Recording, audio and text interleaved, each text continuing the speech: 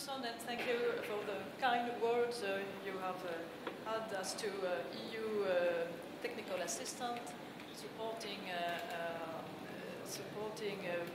Kazakhstan in its various endeavors, be it accession to WTO or indeed offering the lessons learned from our own experience to other proposals for Kazakhstan, which, and indeed, we do follow with much interest what is going on as to the customs union, as to the single economic space, as to the Eurasian Union perspective. Those are very interesting steps which are being taken or considered by Kazakhstan. And indeed, we consider that the experience drawn out of many decades of EU history can be of use to Kazakhstan and its partners in these initiatives. So I would like to underline something first in order to go from the broad picture to the more specific picture at the end of my remarks. First, we live, as we all know, in a globalized world where everything is interconnected, where the economies are interdependent. May I just say that to say that here may be a bit redundant, because we are in a region, we are in a country, we are in a region where globalization has been taking place many millenniums ago. We are in the region of the Silk Road, and indeed interdependence of economy, free trade, free movement of persons. Well, it did exist 3,000 years ago, so I do not know whether we can draw lessons from this, but we may remember that indeed at the day of today, more and more globalization and regionalization are ongoing processes, and the more we observe the way things develop, we see that globalization requires a firm grip on the part of the country regarding the regional developments in their immediate neighborhood. Indeed, globalization and regionalization are to go in par. This further reinforces the relevance and importance of the European integration. And of course, it gives further importance and interest to the customs unions developed by Kazakhstan with its partners, and also the further project of a single economic space and Eurasian Union.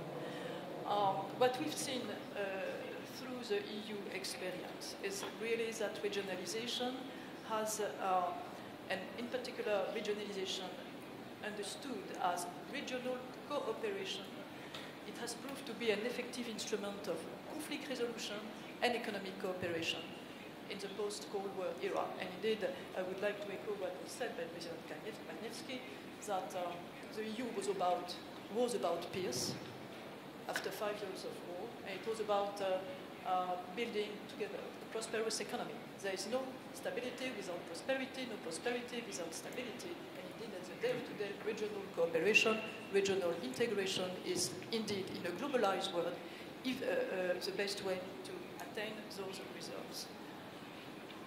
One of the key achievements, indeed, is for the last 60 years of the European integration. We have seen that it was also an answer to regional interdependence. The EU is truly a global actor. Let's remember it unites 500 million people. It is the world's largest economic bloc. It generates more than a quarter of the world economy.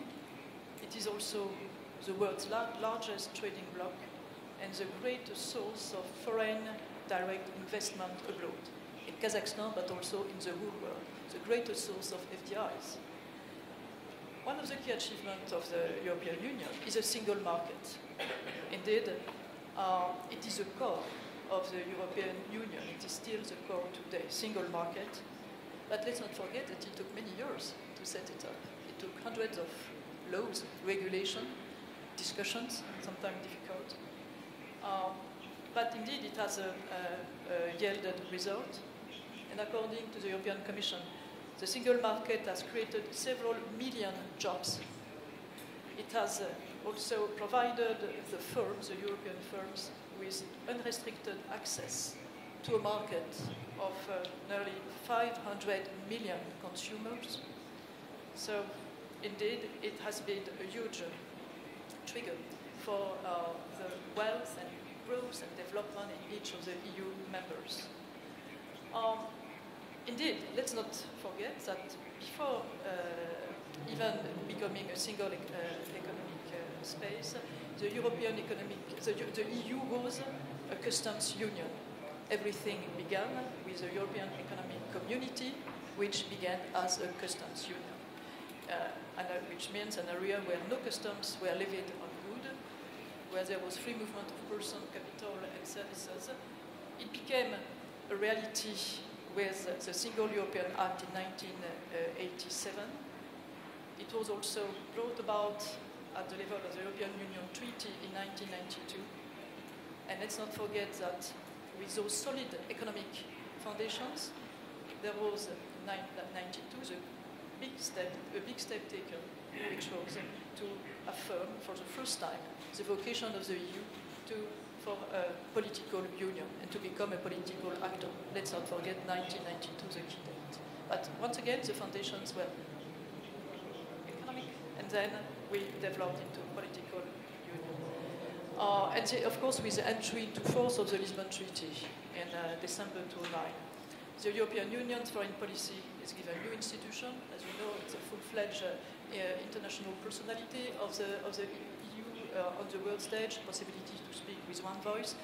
You know that Lady Ashton, as a High Representative of the Union for Foreign Affairs and Security Policy, as well as her capacity of Vice President of the Commission, indeed has now External Action Service and impressive number of EU delegations throughout the world, which are carrying out the various policies and decisions taken by the EU, both on the political and economic side.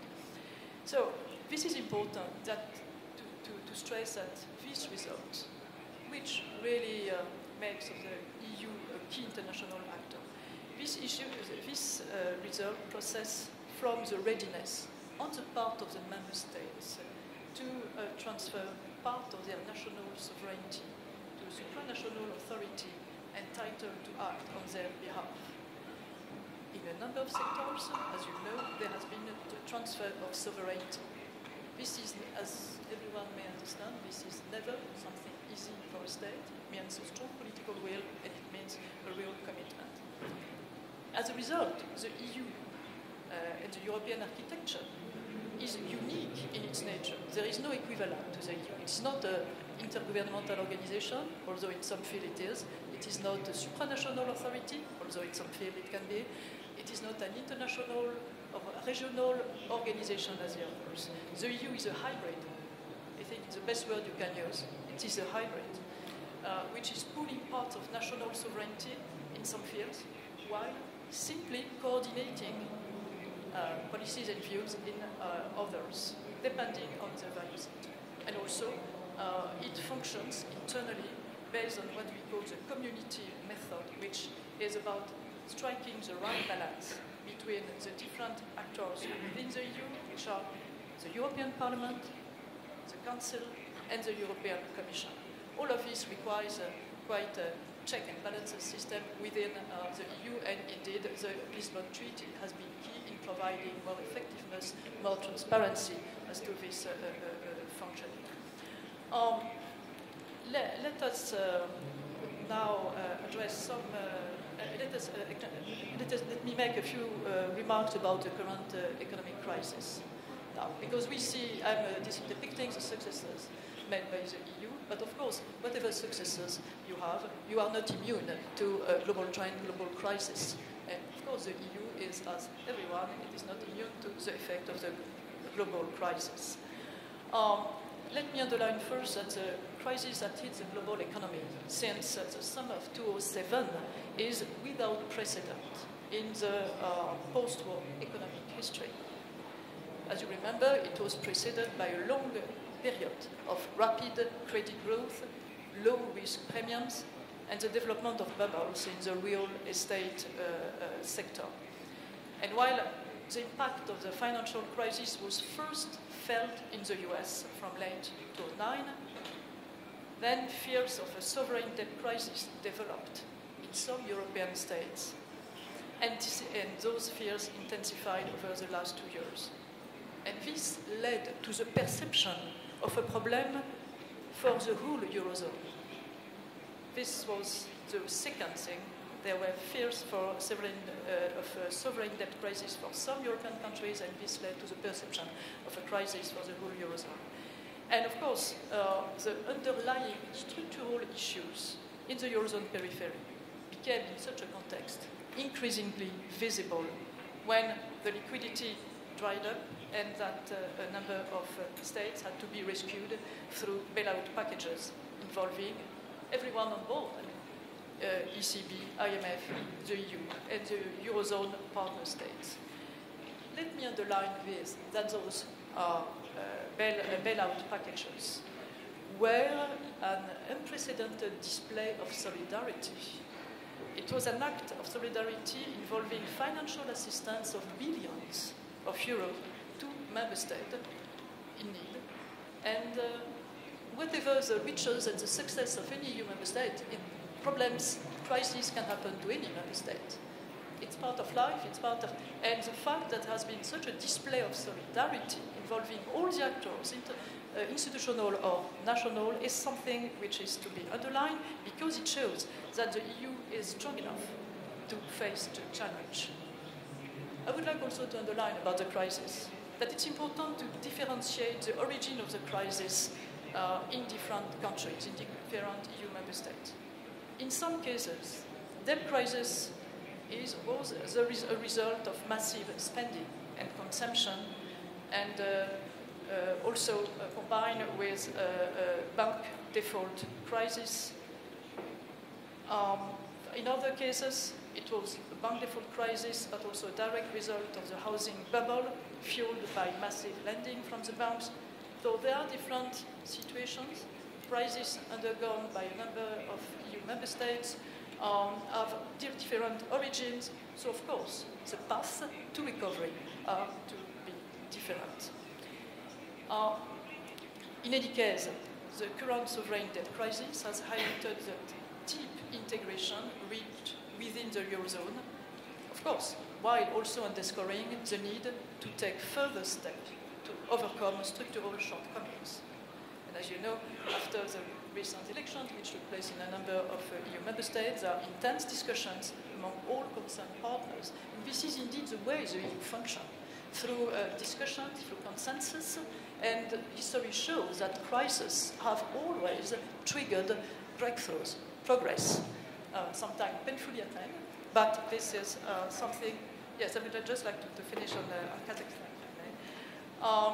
Then this is why I want to underline that this crisis will be overcome and will certainly lead to progress which are, of course, yet to be discussed and defined. Just let me conclude by saying a few words on Kazakhstan, which is indeed a key partner, the key partner of the EU in Central Asia. It is of geostrategic importance for a number of issues, given its role in regional challenges, and also given its breadth and importance and state of development. We have a partnership with Kazakhstan, which is of unprecedented nature, since we are currently negotiating a new enhanced partnership and cooperation agreement, which will be a broad and encompassing agreement and a holistic one, covering all fields of cooperation. Let me underline just that trade and foreign and FDIs have been central to Kazakhstan's prosperity, and the EU is Kazakhstan's biggest trading partner and biggest foreign investor. Now, there are further scope to... may I just terminate on the WTO? Yeah, sorry. Yeah, but I think it's also about the European integration, so it can be of interest to listen to a few more remarks, if I may. Also, there are still much scope, whatever the good result reached in the EU-Kazakhstan cooperation, still much scope for improvement because there is a prospect of Kazakhstan accession to the WTO. Indeed, for us, WTO membership is the only way for a country to achieve a better and deeper integration into the international trade and economic system. And the EU is committed to cooperate with Kazakhstan in bringing the legislative framework and economic principles toward market economy principles, and in particular towards WTO core principle. And we hope to be able to welcome very soon Kazakhstan to the WTO. Let me terminate this time for good. That we consider that there are many lessons to be drawn for the EU experience. However, we do not see it as possible nor advisable to translate the European model directly into a model for other parts of the world. So some lessons are to be taken, others are to be just assessed and observed, but we are committed to continue to exchange on this with Kazakhstan, and indeed we are always very interested to see how you pick up in the various lessons learned from the EU experience, what you will pick up for the project you have mentioned, Mrs. Chairperson, notably as to the customs union and the next steps ahead on the Eurasian Union's path. Thank you. Thank you. Thank you very much. It was